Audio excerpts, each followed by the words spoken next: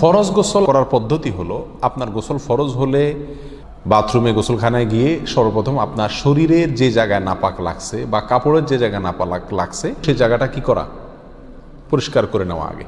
যদি আপনার জায়গাটা চিহ্নিত থাকে যে এই জায়গাটা নাপাক লাগছে, ওই জায়গাটা ধুয়ে ফেলান। এরপরে নামাজের জন্য যেভাবে আমি অজু করছি সেভাবে অজু করা। এরপরে অজু করা, হাতের কবজি ধোয়া, এরপরে কুলি করা, নাকে পানি দেওয়া, মুখ ধোয়া, হাতের কনুই পর্যন্ত ধোয়া, মাথা মাসা করা, এরকম অজু করা। অজু করার পরে এবার আপনি গোসল করেন।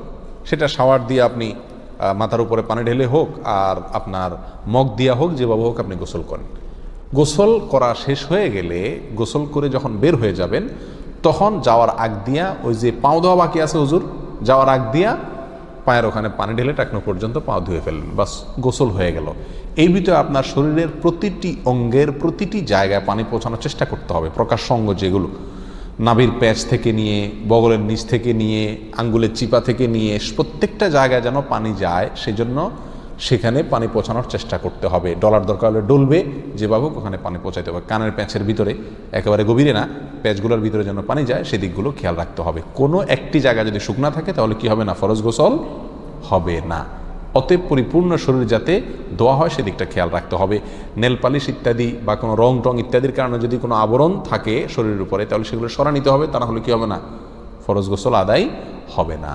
কথা, প্রথমে শরীর এবং কাপড় থেকে নাপাকগুলো ধুয়ে নেব, এরপরে অজু করব পূর্ণাঙ্গভাবে, পাও ধোয়া বাদে, এরপরে গোসল করব। আর বের হওয়ার সময় দোনো পাও টাকনো পর্যন্ত ধুয়ে তারপর বের হয়ে যাব। এই গোসলের সাথে আমার অজু হয়ে গেল। এই গোসলের পরে আর কি করার দরকার নাই, অজু করার দরকার নাই। অনেকেই গোসলের পরে অজু করেন, এটা কোনো প্রয়োজন নাই।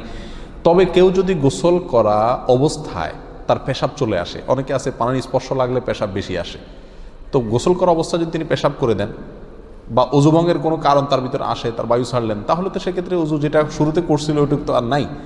তাহলে তাকে আবার কি করতে হবে, নতুন করে গোসলের পরে অজু করতে হবে। এ হলো মোটামুটি ফরজ গোসলের পদ্ধতি।